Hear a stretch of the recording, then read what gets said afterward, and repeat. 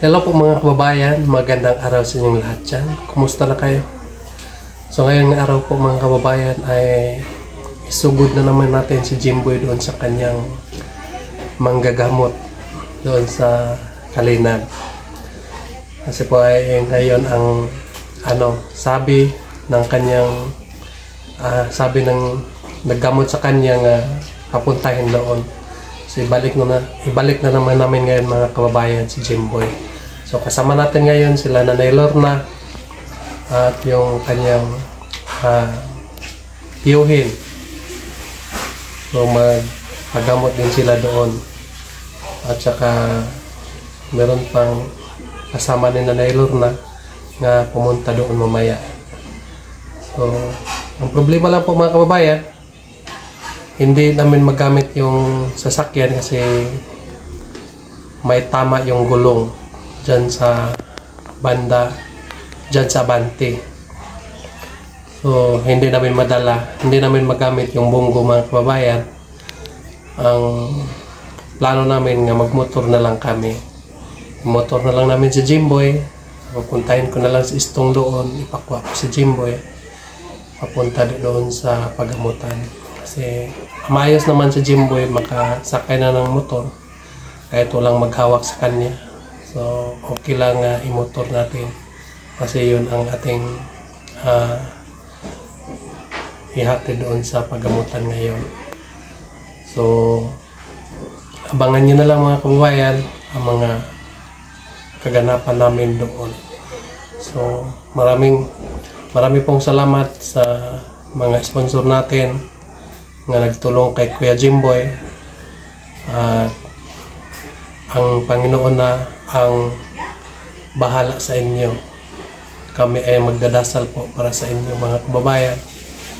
Sana po ay marami pang mga biyaya nga dumating sa inyong buhay para marami pang matulungan ninyo ng mga tao nga nangangailangan ng tulong. So, maraming salamat po sa inyong lahat na walang sawang nagasubaybay sa aming mga YouTube. Sana po ay pagdasal nyo kami na walang mga masasamang mangyari sa aming paglalakbay dito sa kabundukan. Yun lang po mga kababayan. Mag-ingat ka dyan palagi. Kami ay aalis na rin po.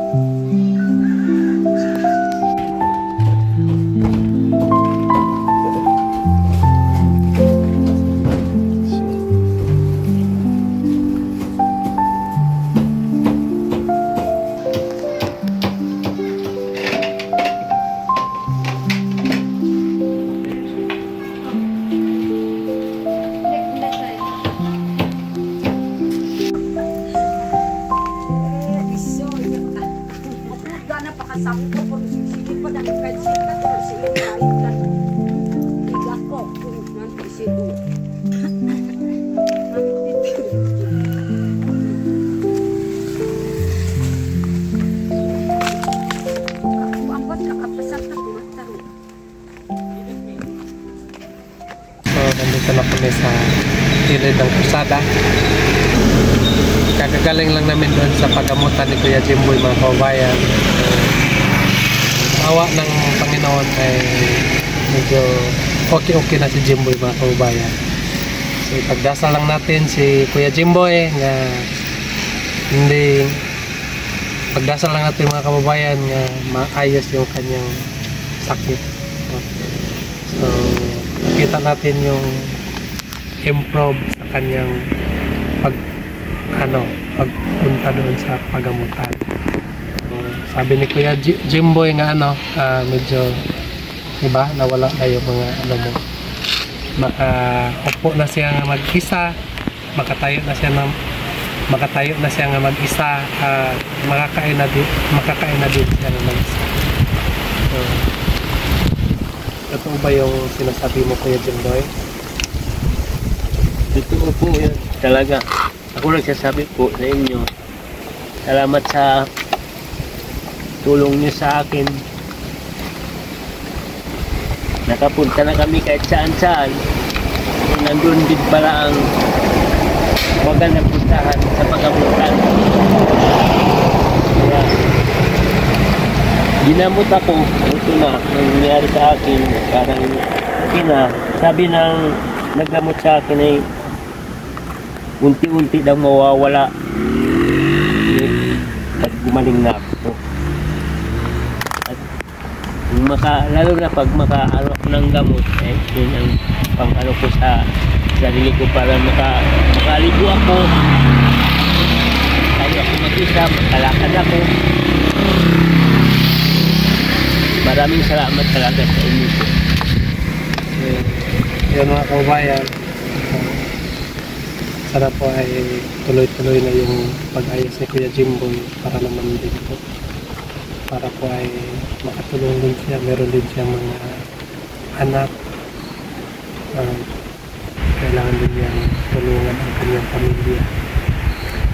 So maraming salamat po sa inyong lahat na walang sawang tumulong kay Kuya Jimboy. Salamat po Kuya Tita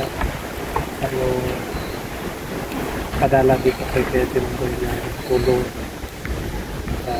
Tulungan natin mga kababayan, ipagdasal natin si Kuya Jimboy, ayos yung kanyang sakit. Noong una kasi mga kababayan ay hindi namin siya masakay ng motor kasi grabe yung katawan niya, ay galaw lahat. Kaya ay hindi pwede isakay ng sasakyan, hindi pwede isakay ng motor. Pero ngayon ay pwede na namin isakay ng motor kasi hindi na masyado magalaw yung kanyang katawan. Kala namin mga kabayan ay nagmotor na lang kami para mabilis yung takbo namin papunta doon sa pagamutan. Kasi po ay sobrang layo din ang kanilang lugar doon sa unahan sa Mapula. Yung sa amin naman ay dito lang sa sa Malambuon. So malayo kasi. So umikot pa kapag sasakyan yung gamitin namin, umikot pa kami. Pero kung motor lang ay dadaan lang kami doon sa bahay nila Lorna. Pero yung kahapon ay balak ko sana nga yung bunggo ang dadalhin natin.